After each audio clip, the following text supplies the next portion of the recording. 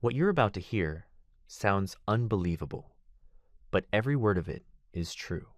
If you love unexpected twists, hit that like button and stay until the end.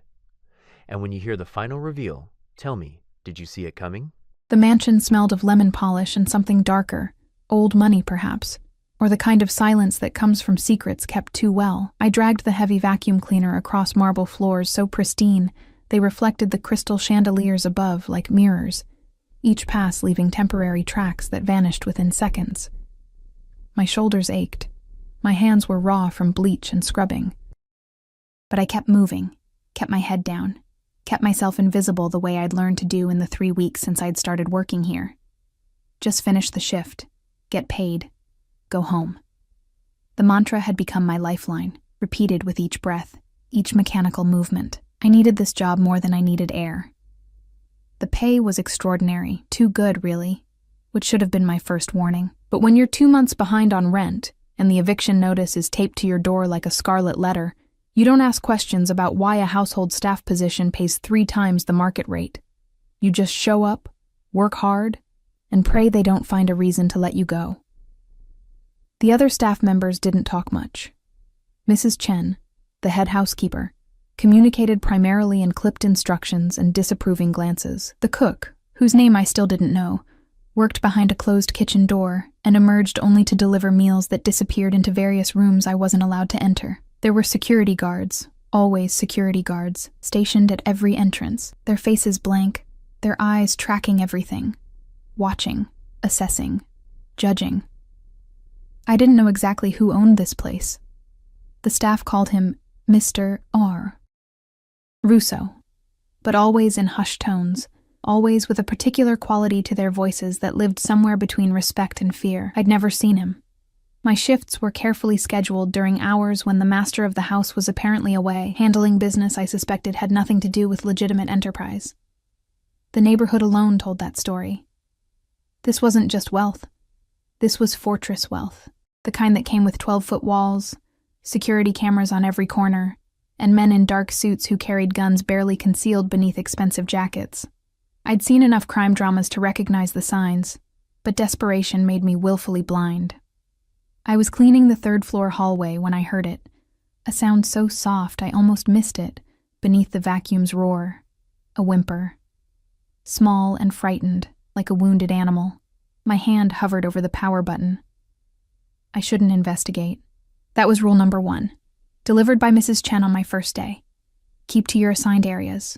Don't wander. Don't ask questions. Don't interfere. The sound came again. More desperate this time. I turned off the vacuum. The silence that followed felt oppressive, heavy with the weight of broken rules. My heart hammered against my ribs as I followed the sound to a door I'd been explicitly told never to open. A white door with a painted rainbow that seemed jarringly cheerful against the mansion's austere elegance. Another whimper, followed by a crash. My hand was on the doorknob before rational thought could intervene. It turned easily, unlocked, which surprised me, and I pushed it open just enough to see inside. The room was a contradiction. Soft pink walls covered in carefully placed foam padding, toys organized with military precision on white shelves, a small bed with princess sheets, and no fewer than 7 stuffed animals arranged in a specific order.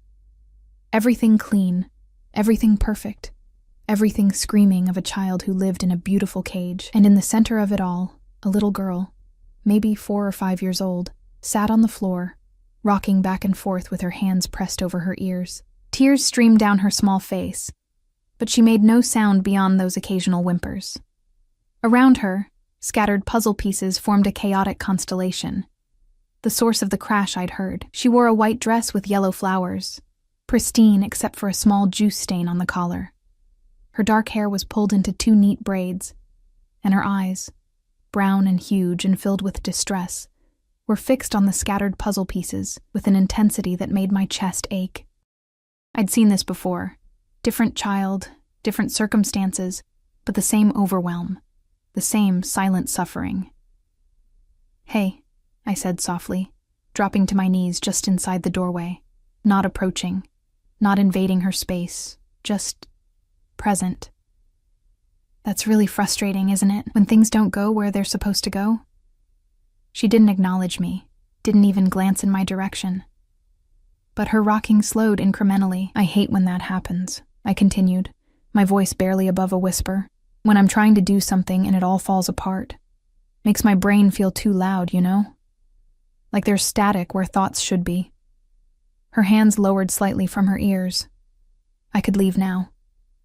Should leave now. This wasn't my business, wasn't my place, wasn't my child to comfort, but something in the deliberate arrangement of those toys, in the careful organization of a space designed to contain chaos, spoke to me in a language I understood too well. My little brother had been autistic, before the accident. Before I'd lost him and my parents in one terrible night of twisted metal and shattered glass. "Can I tell you a secret?" I asked, settling more comfortably onto the floor, still maintaining distance. I like puzzles too, but sometimes my hands don't cooperate. Sometimes I drop things, and then I get upset, and then I drop more things. It's like a mean cycle. The rocking stopped entirely. She wasn't looking at me. Her eyes remained fixed on those scattered pieces. But she was listening. I could tell by the slight tilt of her head, the way her breathing had started to even out. "Would it be okay if I sat here while you fix it?" I asked. "I won't touch anything. I promise. I'll just keep you company.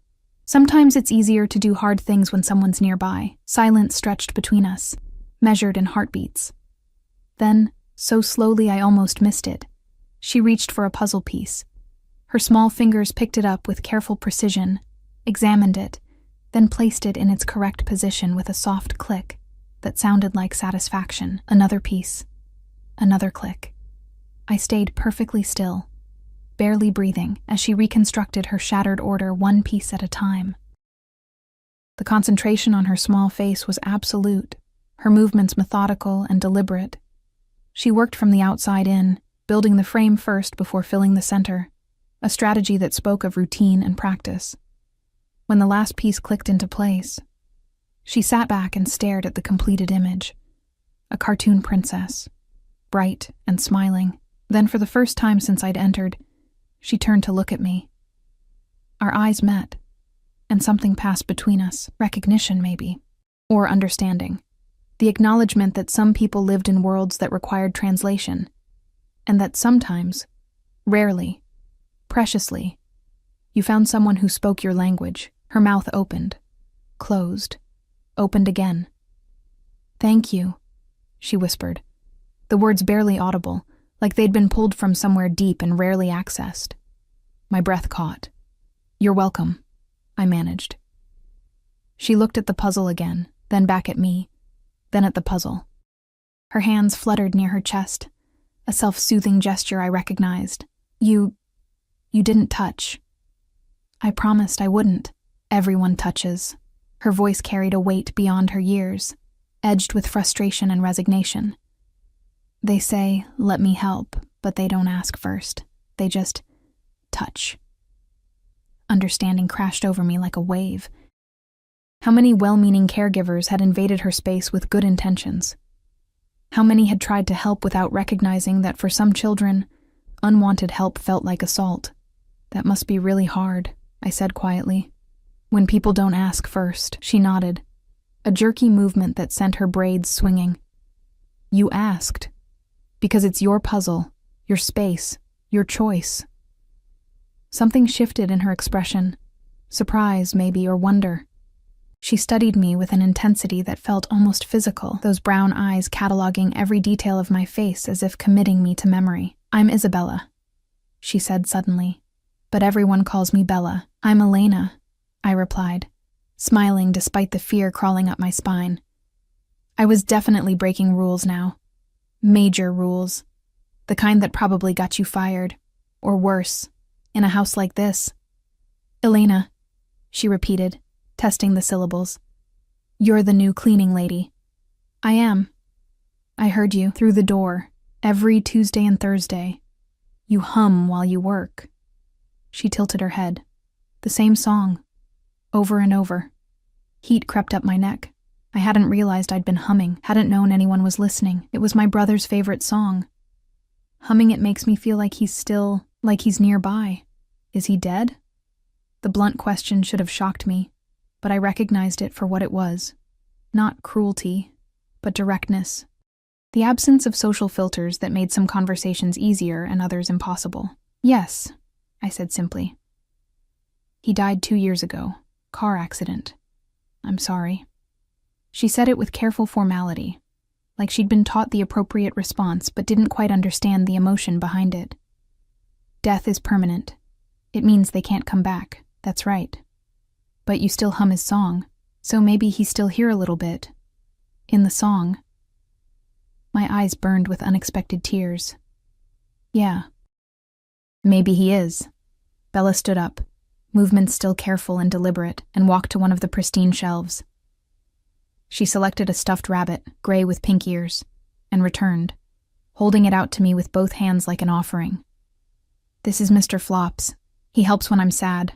She thrust the rabbit toward me insistently. You can hold him, while you miss your brother. I accepted the rabbit with trembling hands, understanding the magnitude of what she'd just done. This child who didn't like to be touched, who lived in carefully controlled order, had just shared her comfort object with a stranger. Thank you, Bella, I whispered. That's very kind. She nodded, satisfied, then returned to her puzzle. She began disassembling it, methodically, piece by piece.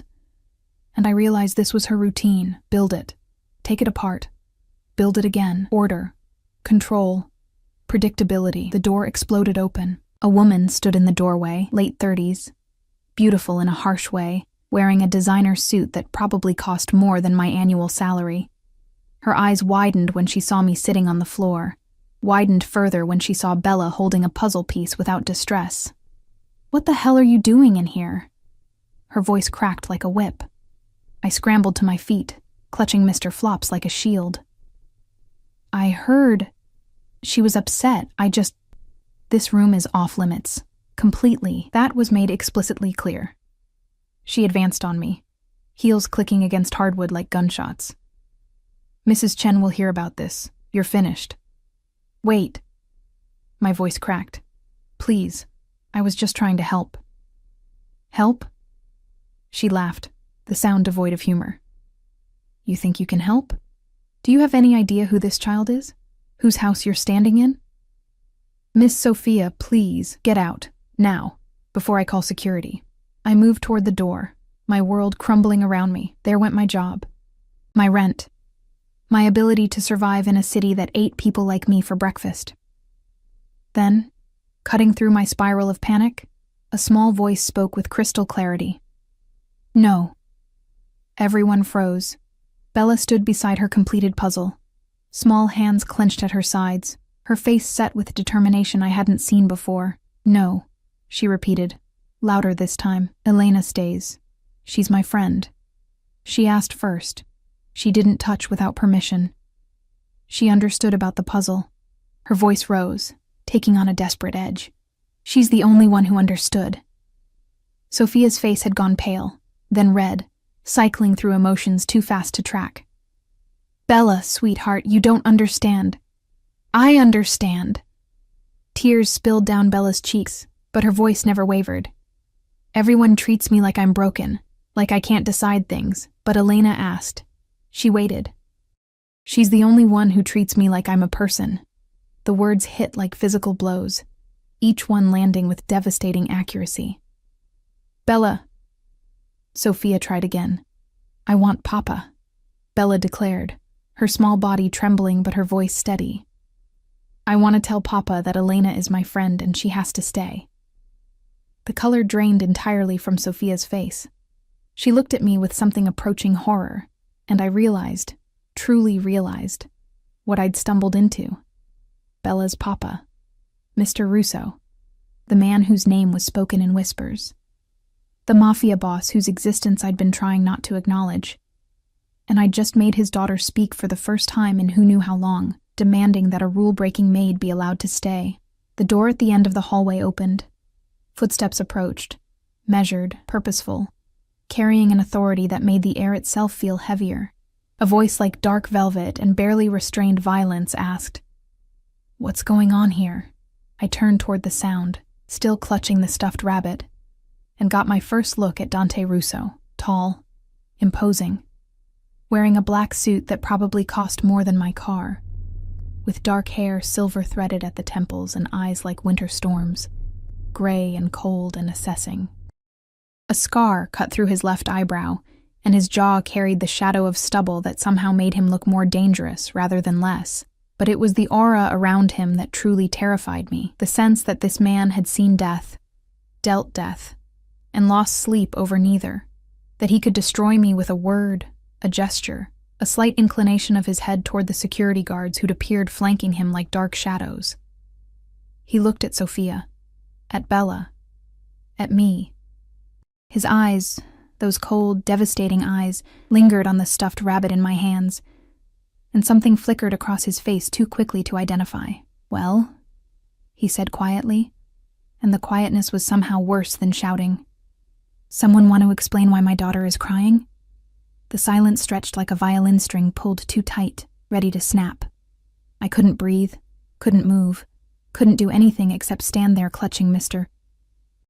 Flops while Dante Russo's gaze moved from his daughter to me with the precision of a predator cataloging prey. "Papa!" Bella's voice cut through the tension, high and desperate. She ran to him. Actually ran. Something Sophia's sharp intake of breath suggested was unusual, and grabbed his hand with both of hers. "Papa, you have to listen. Elena is my friend, and Sophia wants to send her away, but she can't, because Elena understands about puzzles and asking first and not touching without permission and—" "Slow down, Piccola." His voice changed entirely when addressing his daughter, softened, warmed, became something almost human.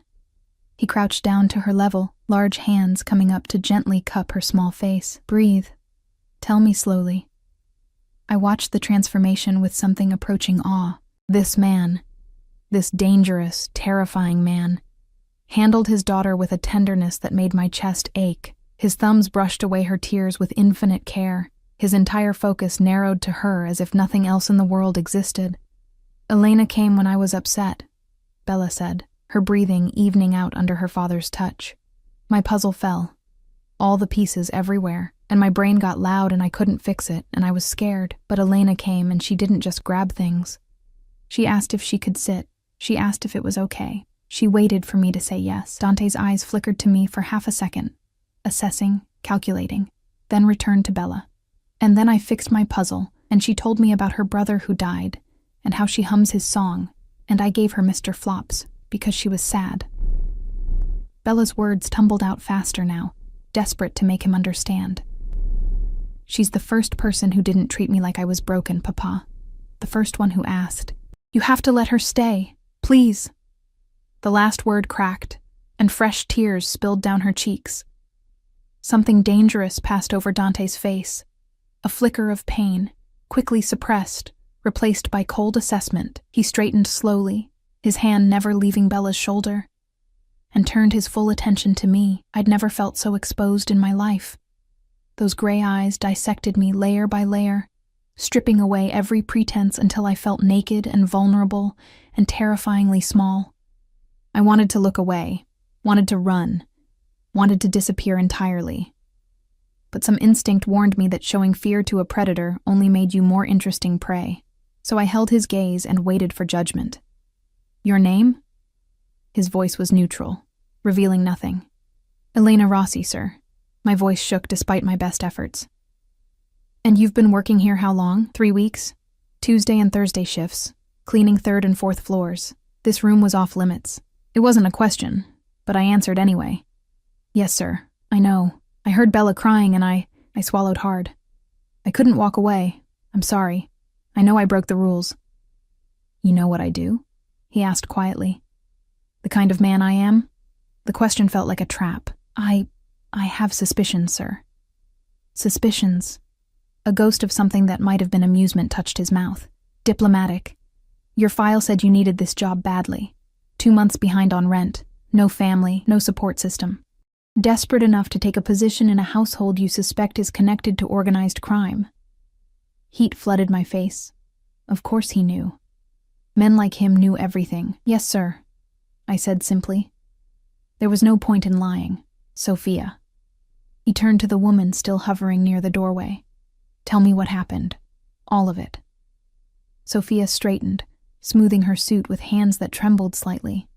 I heard noise from Bella's room. When I investigated, I found this woman, Elena, sitting on the floor with Bella. Bella was speaking to her, engaging with her. Sophia's voice cracked. She gave Elena Mr. Flops, Dante. She hasn't let anyone touch Mr. Flops in over a year. The temperature in the room dropped 10 degrees. Dante's hand tightened on Bella's shoulder, not painfully, but protectively. Explain. I don't know how she did it, Sophia continued, and I heard genuine confusion beneath the defensive anger. Doctor. Morrison has been working with Bella for 18 months. Speech therapy, behavioral therapy, occupational therapy. We've tried everything. Bella speaks maybe 10 words a month, always under duress, always with prompting. But today she gestured helplessly at me, talked. To a stranger. A maid she's never even met. Dante's jaw tightened. I watched his throat work as he processed information. Watched the calculations happening behind those cold eyes. He looked at his daughter, who was gripping his hand like a lifeline, and watching me with fierce protectiveness. Bella, he said gently. Go with Sophia for a moment. I need to talk to Elena alone. No! Bella's grip tightened. You're going to send her away. I'm not going to send her anywhere, he said, and the promise in his voice was absolute. But I need to have a grown-up conversation. 5 minutes, then you can come back. Promise? Bella's voice was small, frightened. I promise, Piccola. 5 minutes. Reluctantly, Bella allowed Sophia to lead her from the room. She looked back at me 3 times, each glance a silent plea, before the door closed, and I was alone with Dante Russo. The silence that followed felt like drowning. He moved to the window, hands clasped behind his back, staring out at manicured gardens I couldn't see from this angle. When he finally spoke, his voice was carefully controlled. Too controlled. My daughter hasn't spoken more than a handful of words in 18 months, since her mother died. Each word precise, clipped. The doctors say she has high-functioning autism, that the trauma of losing her mother compounded existing difficulties with social communication. They've tried everything. Therapies, medications, specialists flown in from around the world. Nothing worked. I stayed silent, sensing he needed to speak more than I needed to respond. She used to talk, he continued, still facing the window. Not much. Not like other children, but she talked. She'd tell me about her puzzles, about Mr. Flops, about the birds in the garden, and then... His shoulders tensed. Then my wife died, and Bella retreated into silence. Complete silence. For 18 months, I've watched my daughter exist in a world I can't reach, can't understand, can't fix. He turned then, and the raw pain in his eyes made me forget, momentarily, that I was supposed to be terrified of him. And you? A maid I didn't know I'd hired, cleaning floors on a Tuesday afternoon. You walk into her room and within 10 minutes she's speaking, sharing her comfort toy, calling you friend. He crossed the room slowly, each step measured and deliberate, until he stood close enough that I could smell his cologne. Something expensive and dark, cedar and smoke. How? My mind raced. My brother was autistic. He died 2 years ago in the accident that killed my parents. But before that, I learned how to be with him, how to respect his boundaries and his needs, how to ask instead of assume. Your brother, Dante repeated softly. He was close now, close enough that I had to tilt my head back to maintain eye contact. Tell me about him. The request surprised me. His name was Marco. He was 12 when he died. He loved trains and prime numbers and collecting rocks. He didn't like to be touched without warning, and he needed things in a specific order, and sometimes the world was too loud for him. My voice cracked. But he was brilliant and kind, and he saw patterns in everything that I couldn't see. And when he was overwhelmed, I'd sit with him, not touching, just present. I'd ask if he wanted to talk about what upset him, or if he wanted silence, or if he needed me to explain something about the world that didn't make sense. I learned his language, Tears blurred my vision, and then he was gone, and I didn't know what to do with all that understanding. It felt useless without him to use it on. Dante studied me for a long moment, his expression unreadable. Then, unexpectedly, he reached out and took Mr. Flops from my hands, the stuffed rabbit I'd been clutching throughout this entire conversation like a talisman. Bella's mother gave her this rabbit, he said quietly, examining the worn gray fur. The week before she died. It's her most precious possession. She sleeps with it every night. She won't let anyone else touch it. Not me, not Sophia, not her therapists. He looked up, meeting my eyes. Until you. I didn't know, I whispered. She wanted to help. She saw I was sad, and she wanted to help. Because you understood her first. He handed Mr. Flops back to me carefully, reverently. You saw a distressed child, and instead of trying to fix her, you met her where she was. You asked permission. You waited for consent. His voice dropped lower. Do you understand how rare that is? How precious? I couldn't respond. My throat had closed around words too big to speak. I'm going to make you an offer, Dante said, stepping back and slipping seamlessly into the persona of a businessman making a deal. I want you to work with Bella, not as a maid, as her companion, her friend, whatever she needs you to be. My heart stuttered. Sir, I'm not qualified. I'm not a therapist or a teacher or... You're someone she trusts, someone who speaks her language. That's qualification enough. He moved to the door, paused with his hand on the knob. The pay will be triple what you're making now. You'll have quarters here in the house, close to Bella's room. You'll take meals with us. Your only job is to spend time with my daughter and help her navigate a world that hasn't been kind to her.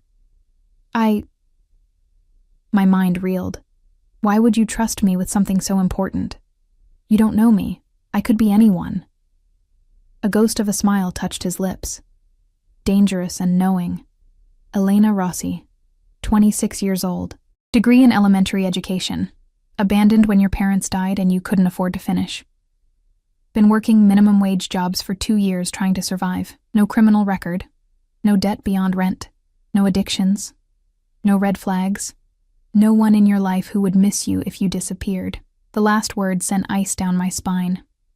I had you investigated the day you were hired. He continued calmly. Standard procedure. Everyone who enters this house is vetted thoroughly. I know everything about you. Your credit score, your favorite coffee shop, the name of your childhood dog. His eyes locked with mine. And I know you're desperate enough to accept this offer despite understanding exactly what kind of man is making it. He was right. God help me, he was absolutely right. What if I can't help her? I asked, voice barely above a whisper. What if today was a fluke? What if I fail? Then you fail. But you'll try. That's more than most people have given her. He opened the door. One more thing. I looked up at him, this dangerous man offering me salvation wrapped in threat. Bella's world is small right now, safe, controlled. You're going to become part of that world, which means you're under my protection, but it also means you're under my watch. The temperature dropped again. If you hurt her, if you betray her trust, if you use her vulnerability for any purpose other than helping her, there won't be anywhere you can run that I won't find you. Understand? The threat was crystal clear, delivered with the casual certainty of a man who'd made good on such promises before. I understand, I managed. Good. He pulled the door open fully. Bella, you can come back now. She appeared in the doorway immediately. She'd obviously been waiting right outside, and ran to me, wrapping her small arms around my legs with surprising strength. You didn't leave. She breathed against my hip. No, sweetheart. I didn't leave. I looked up at Dante, who was watching us with an expression I couldn't quite read. And I'm not going to. Elena is going to be staying with us, Dante told his daughter. She's going to be your special friend. Would you like that? Bella nodded so hard her braids bounced. Yes. Yes, please. Then it's settled. He moved toward the door, pausing one last time to look back at us. Sophia will help you move your things from your apartment tomorrow. For tonight, the guest room next to Bella's is prepared. Dinner is at 6. Dress is casual. He left, flanked by his security. and I was alone with Bella and the terrifying realization of what I'd just agreed to. I'd just entered the world of a man who operated outside the law, who commanded fear and respect in equal measure, who could make me disappear with a word. All because his daughter trusted me with a stuffed rabbit and a handful of words. Bella tugged on my hand. "Can we do the puzzle again? Together this time?"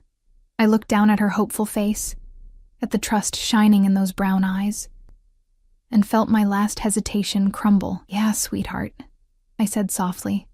"Let's do the puzzle together." And somewhere in the back of my mind, a voice whispered that I'd just made a deal with the devil. But I couldn't bring myself to care.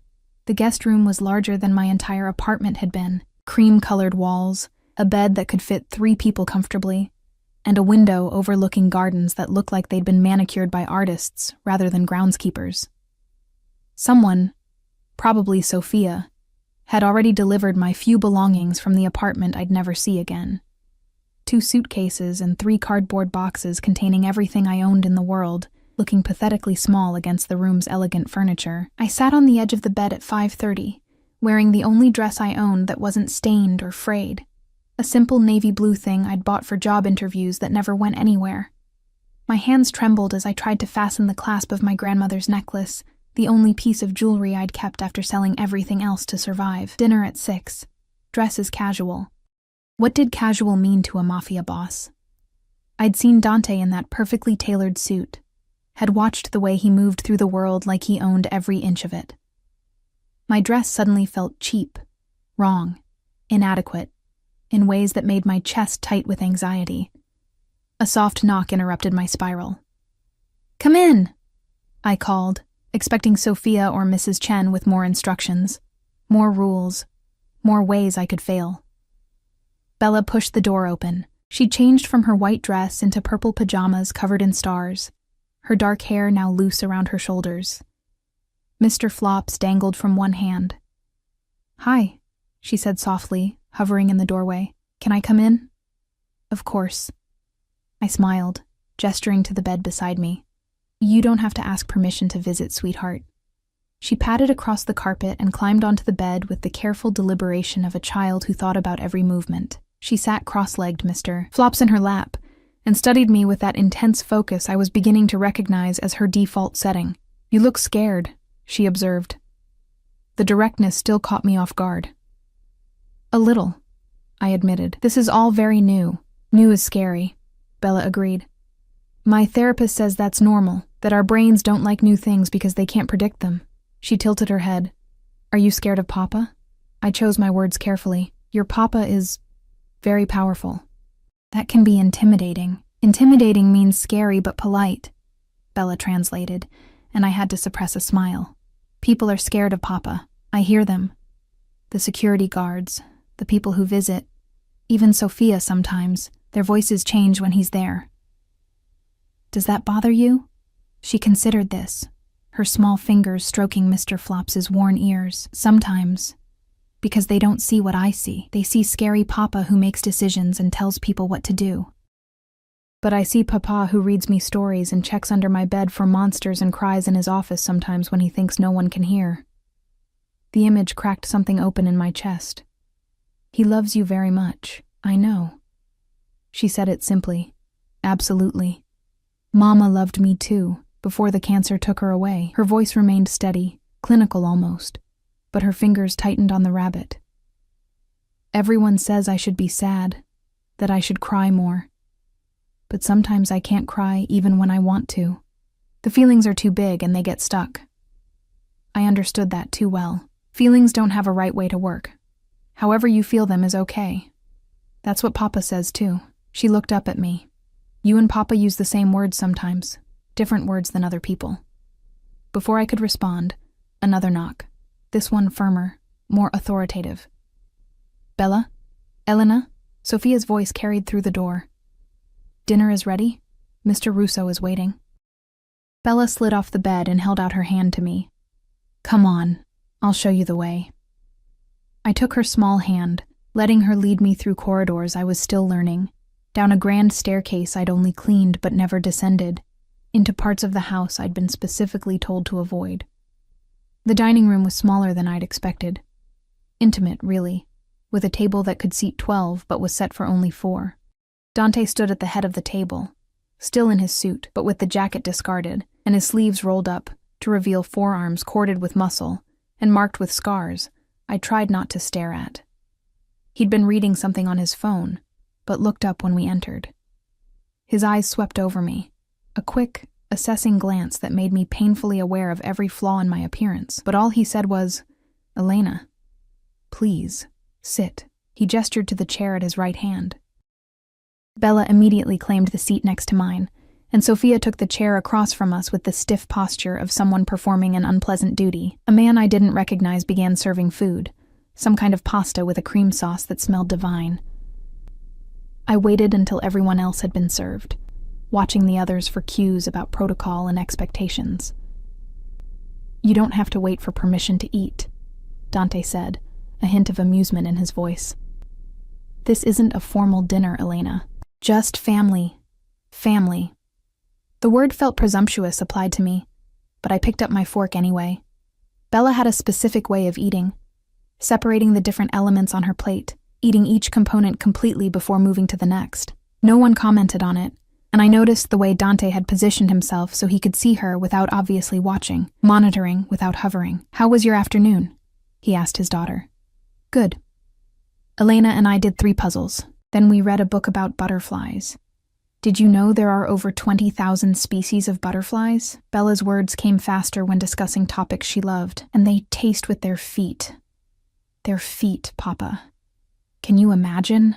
"Sounds disgusting," he said solemnly, and was rewarded with a small giggle. "It's not disgusting. It's efficient. They land on things and immediately know if it's food." She took a precise bite of pasta. Elena didn't know that. I taught her. "Well, then it's a good thing Elena is here to learn from you," Dante said, his eyes flickering to mine briefly. "What else did you teach her?" The dinner continued like that, Bella chattering about butterflies and puzzles, Dante asking questions that showed genuine interest rather than obligatory parental attention, Sophia contributing occasionally with the awkwardness of someone still adjusting to new dynamics. I mostly listened, fascinated by this glimpse into their world. But I felt Dante's attention on me throughout the meal. Not obvious, not intrusive, but present, like he was learning me the way I'd learned Bella, cataloging responses and reactions, building a profile. After dinner, Bella's bedtime routine began with the precision of a military operation. Bath at 7:30, teeth brushed for exactly 2 minutes, pajamas laid out in a specific order. I watched Dante navigate it all with practiced ease, his large hands gentle, as he helped her into bed and arranged her stuffed animals in their designated positions. "Story?" Bella asked hopefully. "One story," Dante agreed. "Which book?" "The one about the brave mouse." She settled under her covers, Mr. Flops tucked under one arm. Then she looked at me, standing awkwardly in the doorway. "Elena should stay, for the story." Dante glanced at me, something unreadable in his expression. "If Elena wants to stay, she's welcome." I moved to the chair in the corner, the same chair I'd occupied that afternoon, and watched as Dante pulled a worn picture book from the shelf. His voice changed when he read, becoming softer, more animated, adding different voices for each character. Bella's eyes grew heavy within minutes, her breathing evening out into the rhythm of sleep. He finished the story anyway, speaking to the darkness and his sleeping daughter, then carefully tucked the blanket around her shoulders. When he straightened and caught me watching, something vulnerable flashed across his face before the mask returned. "She fights sleep," he said quietly as we left the room, pulling the door closed but leaving it cracked. "Always has. Like she's afraid of missing something." We walked down the hallway together, our footsteps muffled by expensive carpet. I should go to my room, let him return to whatever dangerous business occupied his nights, but he paused at a door I hadn't noticed before, partially hidden in shadow. "Nightcap?" he asked. It wasn't really a question. I followed him into what was clearly his private study, all dark wood and leather, books lining the walls, and a bar cart that probably held liquor worth more than my annual salary. He poured 2 glasses of amber liquid and handed me one. "I don't really drink," I admitted. "Tonight you do." He gestured to one of the leather chairs. "Sit." We need to talk. My stomach dropped. Here it comes. He's reconsidered. He's going to tell me this was a mistake. But instead, he settled into the chair across from me and said, "Tell me about Marco's routines. What helped him? What made things worse?" The question surprised me. Why? Because you knew him. You understood him. He took a sip of his drink, eyes never leaving mine. And I'm trying to understand my daughter. So teach me. Something in my chest loosened. This man, this dangerous, powerful man, was asking for help, admitting he didn't have all the answers. So I told him. About Marco's need for predictability, about the way unexpected changes could derail his entire day, about the scripts he'd developed for social situations, and how we'd practice them until they felt natural. I told him about sensory sensitivities, tags in clothing, certain textures, sounds that felt like physical pain. "Bella has some of those," Dante said quietly. "The tags especially, and she can't stand the vacuum cleaner. Too loud. That's why your shifts were scheduled when she was in therapy. Does she wear headphones? Noise-canceling ones?" He shook his head. "She won't keep them on. Marco wouldn't either at first. He said they felt like pressure. But we found ones with a softer headband, let him decorate them with stickers so they felt like his." I took a tiny sip of the drink. It burned going down but warmed my chest. Maybe Bella would respond to that. Letting her choose them, personalize them. Dante pulled out his phone and made a note. What else? We talked for over an hour about communication strategies and routine cards and the importance of explaining why things were happening rather than just demanding compliance. About the difference between a tantrum and a meltdown, and how Marco had taught me to recognize when he was genuinely upset versus when he was just testing boundaries. "She's not testing boundaries much," Dante said, his voice heavy. "She's too compliant. It worries me more than defiance would." "Learned behavior," I suggested carefully. "If every therapist, every caregiver, every well-meaning adult has spent 18 months trying to make her more normal, she's probably learned that compliance is easier than resistance." Something dark passed over his face. "I never wanted that. I told them to work with her, not fix her. But she couldn't tell you what was actually happening. She didn't have the words or the trust." I leaned forward. "She has them now. Or she's starting to. But it means you have to be ready for her to push back, to say no, to assert herself even when it's inconvenient." "I want her to push back," he said fiercely. "I want her to fight, to argue, to be difficult. I want her to be alive, not this quiet ghost who goes through routines without joy." The rawness in his voice made me ache. "She's still in there. I saw her today, the real Bella, excited about butterflies and proud of teaching me something. She's just been hibernating, waiting for it to be safe to come out." "And you made it safe." His eyes locked with mine, intense and searching. "How? What did you do differently?" "I didn't try to change her," I said simply. "I just tried to understand her." He stood abruptly, moving to the window, his back to me. The muscles in his shoulders were tense beneath his shirt, and I watched him wrestle with something too big for words. "Her mother was my arranged marriage," he said finally. "Political alliance. Her family needed protection. I needed legitimacy. We didn't love each other. Not at first. But Bella..." His voice cracked. "Bella changed everything. Suddenly we weren't just playing roles. We were parents. We were a family." I stayed silent, sensing he needed to speak more than I needed to respond. When Carla got sick, Bella was 3. Too young to understand death, but old enough to sense something was wrong. She started withdrawing then, less talking, more routine seeking, more fear of change. The doctor said it was normal, that she was processing trauma. He turned to face me. And then Carla died, and Bella stopped talking almost entirely. And I didn't know how to reach her. Every expert I hired, every therapy we tried, nothing worked. She got more distant, more locked in her own world, until today, I whispered. Until today. He crossed the room, standing close enough that I could see the silver threading through his dark hair, the lines around his eyes that spoke of sleepless nights and impossible choices. "You gave me hope for the first time in 18 months. Do you understand what that means? What you've become to me in the space of a single afternoon? The intensity in his voice made my heart race. Sir. Dante, he interrupted. When we're alone, call me Dante. Dante, I corrected, the name feeling dangerous on my tongue. I'm nobody. A maid who got lucky. You're building this up to be something I can't possibly sustain. You're not nobody. He reached out, and for a breathless moment I thought he might touch my face. But his hand fell back to his side. You're the woman who saw my daughter as a person first, and a problem never. That's everything. The moment stretched between us, charged with something I didn't dare name. Then a phone buzzed. His phone, vibrating against the desk, with urgent insistence. The spell broke. Dante grabbed the phone, glanced at the screen, and his entire demeanor shifted. Became harder, colder, more dangerous. I have to take this, he said. Go to bed, Elena.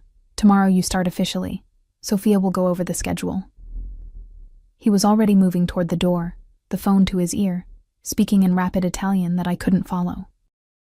But I caught the edge in his voice, the shift from father and man to something else entirely. The boss, the criminal, the predator. I left the study on shaking legs, returning to my too large room, and lay awake for hours replaying the day, the puzzle pieces, Bella's trust, Dante's vulnerability, and the growing certainty that I'd stepped into something far more complicated and far more dangerous than a simple job helping a traumatized child.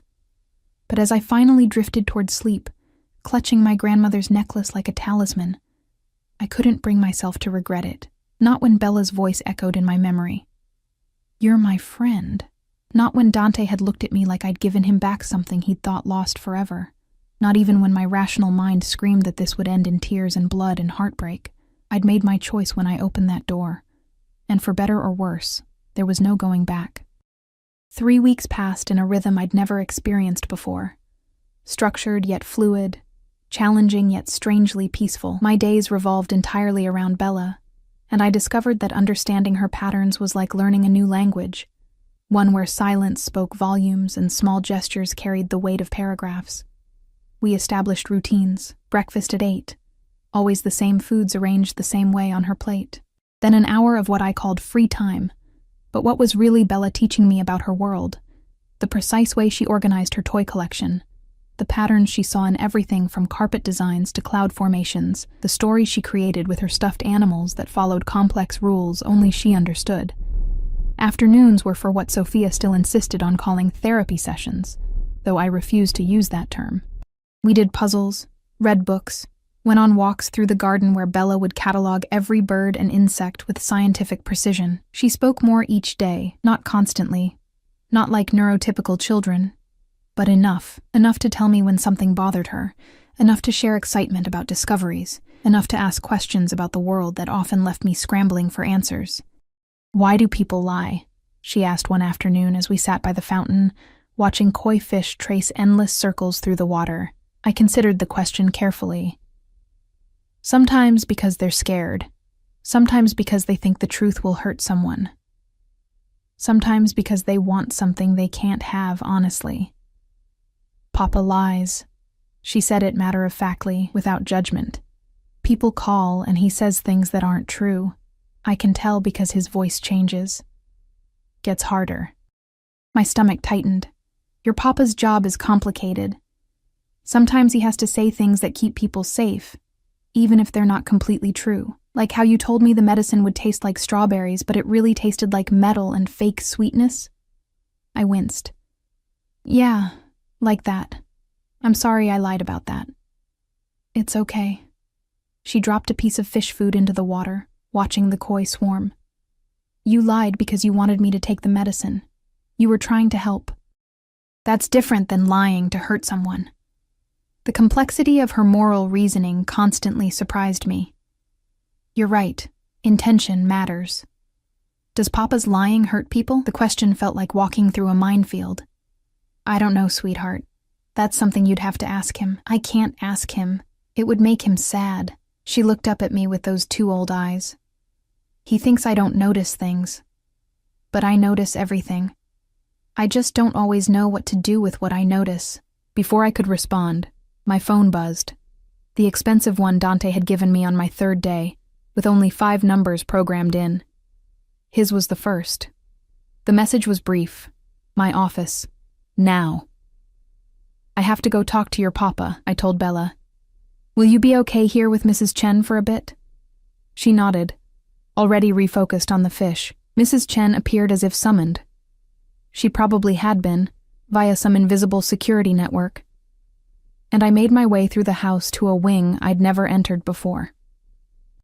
Dante's office occupied the entire east corner of the second floor. 2 guards stood outside, their faces blank as they opened the doors without question.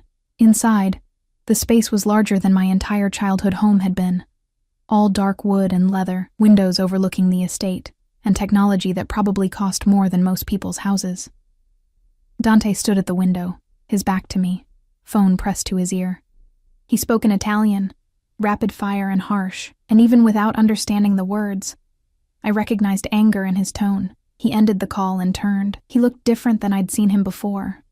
Tie loosened, sleeves rolled up, hair slightly disheveled like he'd been running his hands through it. Tired. Human. Sit, he said, gesturing to the chair across from his desk. I sat, hands folded in my lap to hide their trembling.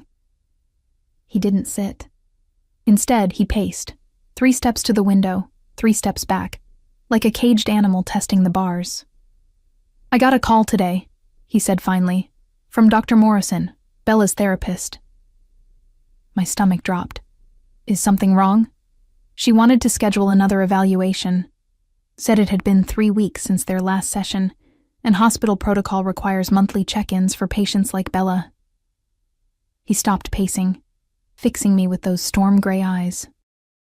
Except Bella hasn't been to therapy in 3 weeks, because I canceled all her sessions. Oh, Dr. Morrison was concerned. Said that discontinuing established therapy without professional guidance could be detrimental, that Bella needs structured intervention, not just, and I quote, unqualified companionship. His jaw tightened. She suggested that perhaps my judgment was being clouded by desperation and false hope. Heat flooded my face. I never meant to replace her therapists. I thought, she's wrong. He cut me off. In 3 weeks with you, Bella has spoken more words, shown more emotion, engaged more fully with the world than she did in 18 months of therapy.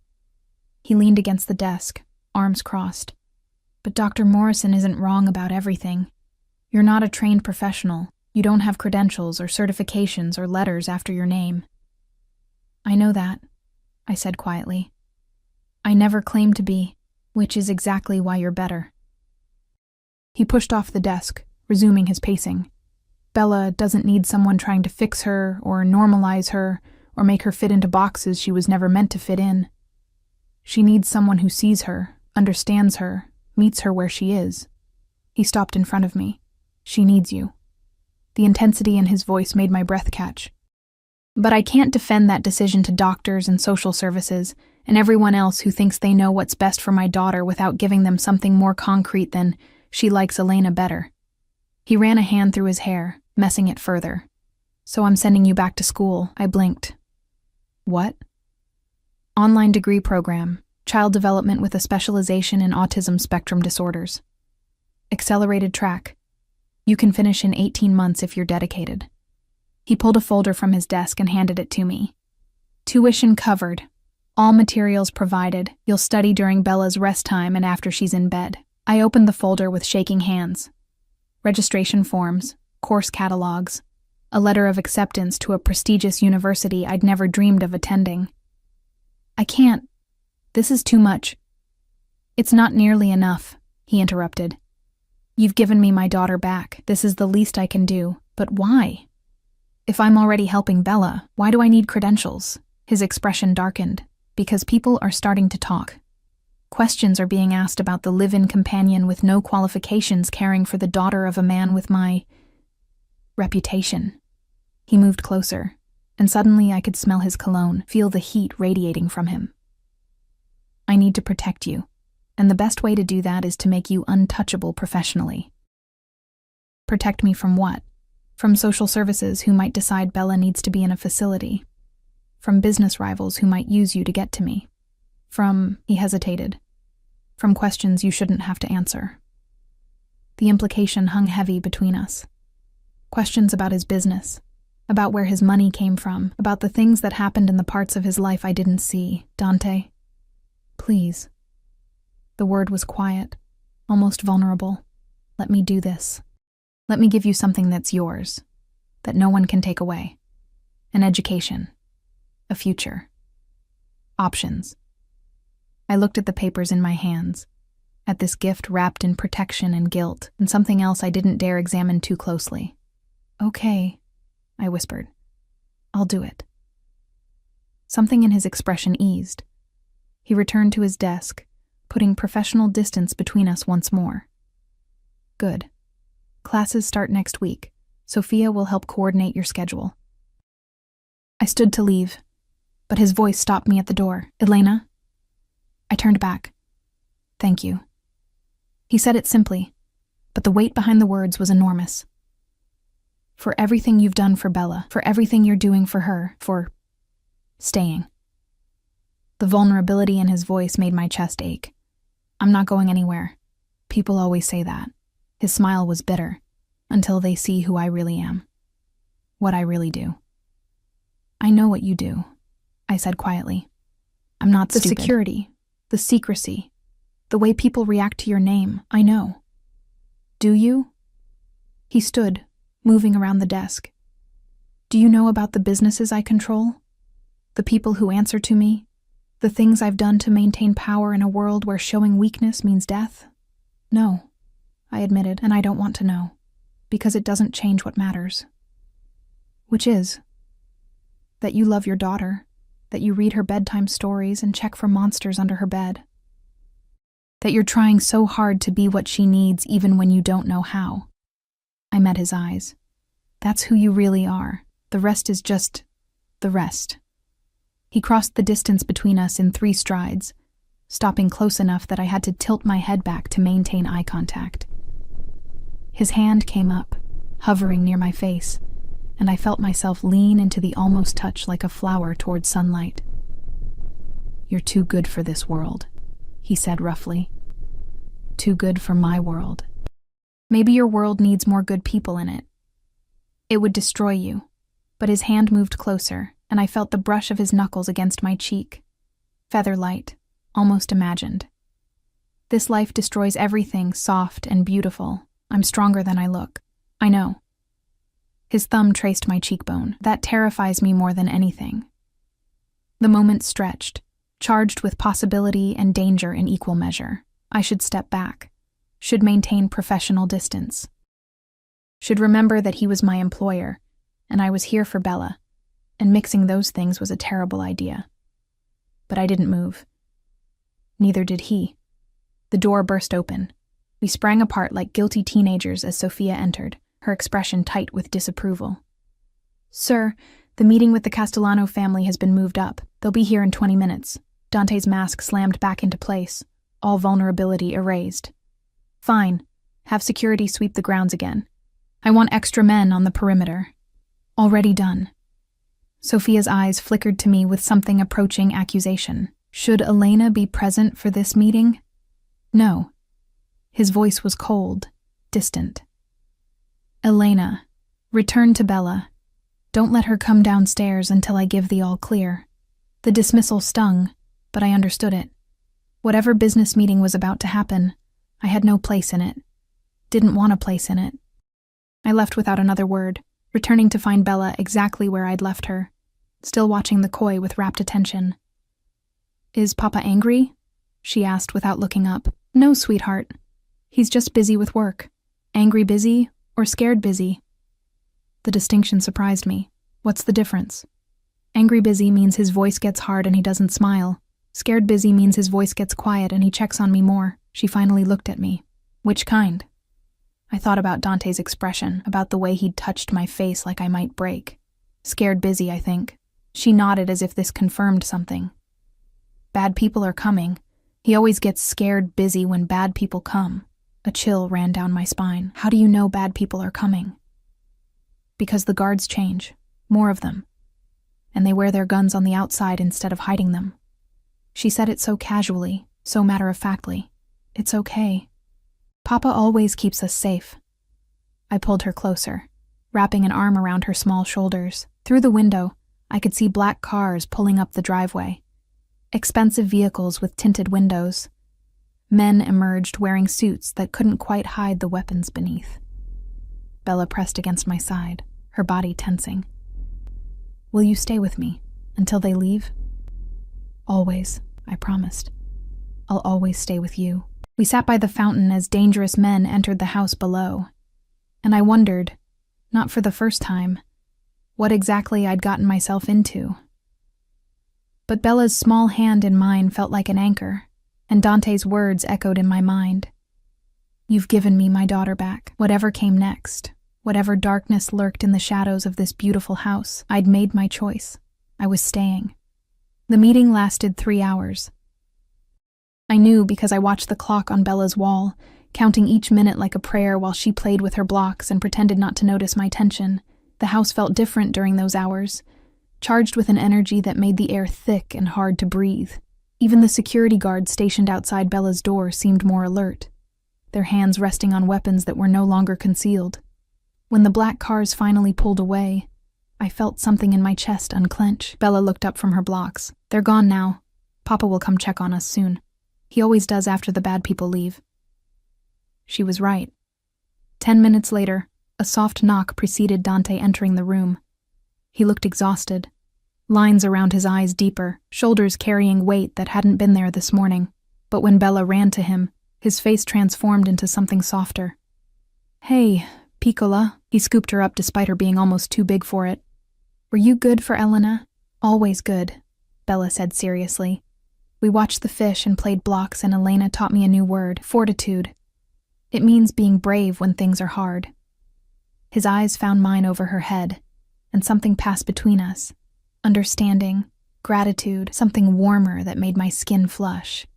That's a good word, he said quietly. An important one. He stayed for bedtime routine, reading 3 stories instead of 1, his voice rougher than usual.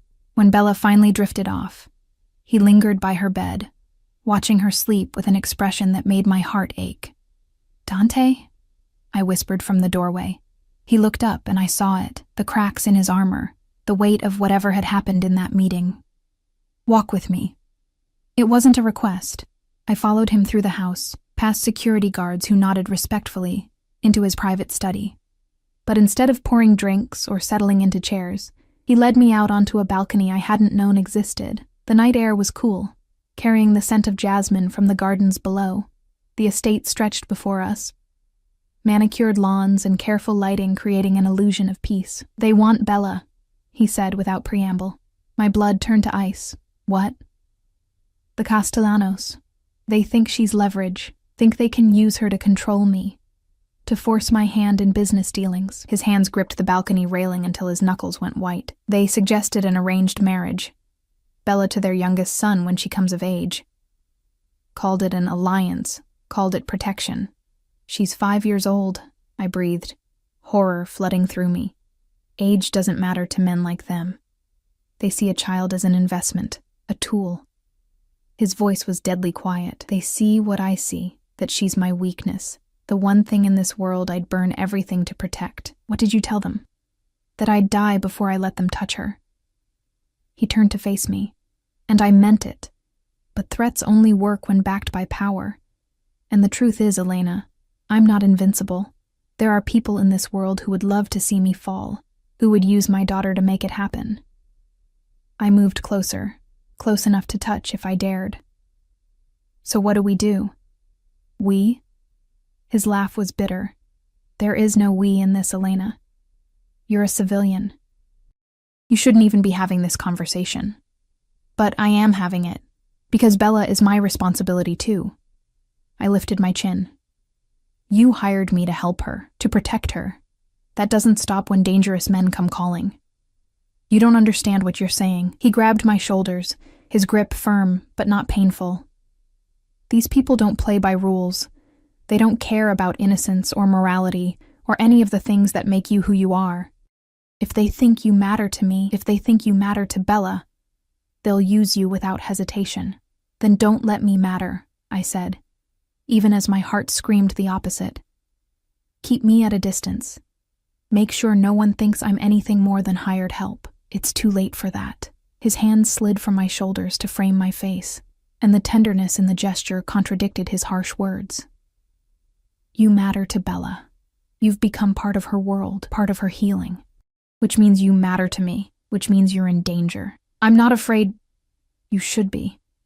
He leaned closer, his forehead nearly touching mine. I've done terrible things, Elena. Things that would make you run if you knew the details.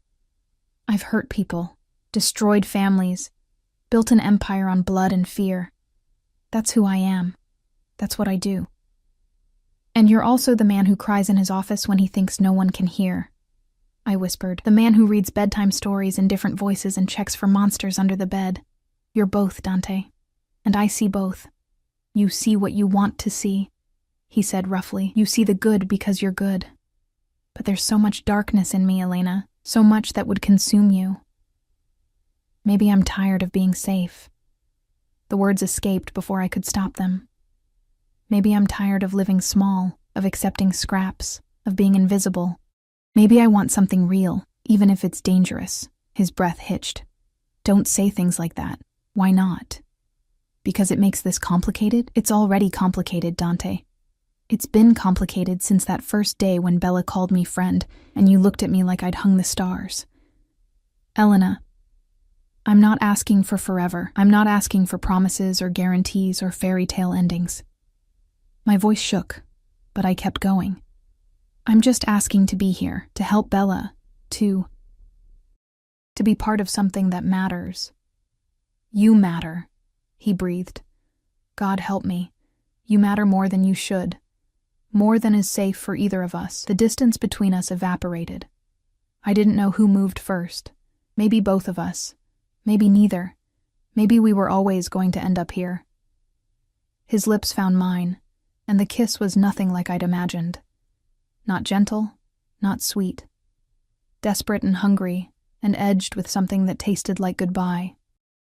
I kissed him back with everything I had, all the loneliness and longing and need I'd been suppressing for weeks. His hands tangled in my hair, mine fisted in his shirt, and for one perfect moment the world narrowed to just this. Just us. Just the truth neither of us wanted to admit. When we finally broke apart, both breathing hard, he rested his forehead against mine. This is a mistake, he whispered. Probably. It puts you in more danger. I know. It changes everything. Good. I opened my eyes, met his storm-gray gaze. Everything needed changing. He laughed, actually laughed, and the sound was so unexpected, so genuine, that it made my heart soar. You're going to be the death of me, he said. But there was warmth in his voice now. Not the cold distance of before, or maybe I'll be the life of you. I touched his face, tracing the scar through his eyebrow. Maybe we save each other. I don't deserve saving. Neither did I. But Bella saved me anyway, gave me purpose when I had nothing. Maybe it's time to pay that forward. He captured my hand, pressing a kiss to my palm. You really want this? Knowing what it means? Knowing the danger, the secrecy, the life you'd be choosing? I want Bella safe. I want to help her grow and heal and become whoever she's meant to be. I paused. And I want you, all of you. The darkness and the light, the monster and the man. I want to understand why you do what you do. Be part of something real instead of just surviving. Then we do this my way, he said, his voice hardening with decision. Security around you gets increased. You don't go anywhere without guards. You take self-defense training. You learn the protocols, the safe words, the escape routes. Okay. And you start that degree program. Build credentials that make you untouchable professionally. Give yourself options in case... He trailed off. But I heard what he didn't say. In case this ends badly. In case I can't protect you. In case you need to run. I'll do whatever it takes. I promised. He pulled me close, wrapping his arms around me like he could shield me from the world through sheer force of will. We stood like that on the balcony, the night settling around us, and I felt something shift, a fundamental change in the foundation of everything. "I need to tell you something," he said against my hair. "About Bella's mother. About how she really died." My heart stuttered. "You said cancer." I lied. His arms tightened. "She was killed. Targeted because of who I am, what I do. They made it look like illness, but I knew. I've always known." His voice cracked. "And that knowledge has haunted me every day since. Because I couldn't protect her, I failed her." The weight of that confession settled over us like ash. "That's why you're so protective of Bella," I whispered. "Why the security, the protocols, the fear? I won't fail again," he said fiercely. "I won't lose another person He stopped, the unfinished sentence hanging between us. "Another person I love." He didn't say it, but I heard it anyway. "You won't lose me," I said, pulling back to look at him. "And you won't lose Bella. We're going to figure this out together." "Together," he repeated, like testing the word. "I haven't had together in a long time." "Well, you have it now." I smiled despite everything. "You're stuck with me, Dante Russo. Me and Bella and our complicated, messy, probably going to get us killed feelings." He cupped my face, his thumb brushing across my lips. "I'm going to protect you, both of you, whatever it takes." I know. And I did. I saw it in his eyes, the absolute certainty that he would burn the world before letting harm come to us. It should have scared me.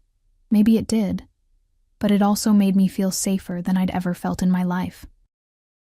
6 months later, I stood in Bella's room watching her practice reading aloud, her voice clear and strong, stumbling occasionally over difficult words but pushing through with determination. The speech therapist we'd brought in, one who actually listened, who worked with Bella instead of on her, sat nearby offering gentle encouragement. Dante entered quietly, leaning against the doorframe with the ghost of a smile on his face. He did that now, smiled more, touched more, let himself be present instead of distant. The darkness was still there, would always be there, but so was the light. Bella finished her page and looked up triumphantly. "Did you hear, Papa? I read the whole page without stopping." "I heard, Piccola. You were perfect." He crossed the room and kissed her head. "Elena's been working with you on those harder words, hasn't she? Every day." Bella beamed at me. "Elena's the best teacher, even better than the therapist. No offense," she added to the woman sitting nearby. The therapist laughed. "None taken. You're very lucky to have Elena." "We all are," Dante said quietly, his eyes finding mine. Later, after Bella was in bed and the house had settled into nighttime quiet, I found Dante in his study. He pulled me into his lap without a word, and I settled against him like I belonged there. Because I did. Somehow, impossibly, I belonged here. In this dangerous house with this dangerous man and this extraordinary child. "I got news today," he said, his hand tracing patterns on my back. "The Castellanos backed off. They've agreed to honor territorial boundaries and leave Bella out of all business negotiations." I tensed. What changed? Let's just say they received a reminder about what happens to people who threaten what's mine. His voice was dark, dangerous. "They won't bother us again." I should ask what he'd done, should demand details, but I'd learned that some questions were better left unasked, some truths better left in shadow. "Good," I said simply. "I also got your transcript from the university." He shifted so he could see my face. "Straight A's. Your professors say you're exceptional." Pride warmed my chest. "I had good motivation. Bella adores you, trusts you completely. She's..." He swallowed hard. "She's happy. Really, truly happy. I didn't think I'd ever see that again. She's an amazing kid. She just needed people who understood her language. And you understand mine too." He tucked a strand of hair behind my ear. "Somehow you see past the monster and still choose to stay." "There is no monster," I said firmly. "Just a man doing what he has to do to protect the people he loves. That's not evil, Dante. That's survival. You make me want to be better," he whispered. "To find ways to build instead of just destroy. To leave Bella a legacy that's more than blood and fear. Then let's build it. Together." He kissed me then. slow and deep and full of promises we couldn't speak aloud. When we finally broke apart, he pressed his forehead to mine. "I love you," he said.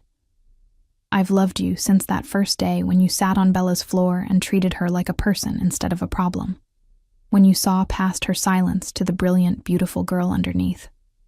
When you gave me hope I didn't know I could feel anymore." Tears pricked my eyes. "I love you too. Both of you. You're my family now." "Family," he repeated, testing the word. Then with more certainty, "Yes, family." And in that moment, sitting in his arms in a house built on secrets and danger, I felt something I'd thought lost when my parents and brother died. Home. Not a place. Not safety or certainty or any of the things I'd spent years searching for. But people. Connection. Love fierce enough to survive anything. Bella sleeping peacefully down the hall, dreaming of puzzles and butterflies and a future that was suddenly bright with possibility. Dante holding me like I was precious, like I was worth protecting, like I was his salvation instead of his burden. And me. No longer invisible, no longer accepting scraps, no longer afraid to want something real even when it came wrapped in danger. I'd walked into this house terrified and desperate, willing to do anything for a paycheck. I'd found a child who needed understanding and a man who needed hope, and somehow, impossibly, I'd found myself. The world outside was still dangerous. The Castellanos might be handled, but there would be others, always others, testing boundaries and seeking weakness. Dante's business wouldn't suddenly become legitimate. The shadows wouldn't disappear, but I wasn't afraid of shadows anymore. Because I'd learned that sometimes the most beautiful things grow in darkness. That love doesn't require perfection or safety, or any of the things fairy tales promise. That family is built by choice and commitment, and showing up every single day, even when it's hard. Especially when it's hard. "Stay with me," Dante murmured against my hair. "Always. Always," I promised, and meant it with every fiber of my being. Because this complicated, messy, dangerous, beautiful life was worth staying for. Bella was worth staying for. He was worth staying for. And maybe, finally, I was worth staying for too. The Mafia boss's autistic daughter had spoken her first words to me 6 months ago, calling me friend, giving me purpose, showing me that sometimes the most broken things fit together in ways that make them whole. Now I spoke my own words, to her, to him, to the universe that had somehow brought us together. Thank you, for seeing me, for needing me, for letting me stay. And in the silence that followed, I could almost hear Bella's voice from that first day, clear and certain and absolutely true. "You asked first. You waited. You understood." Yes, I understood. Finally, beautifully, completely.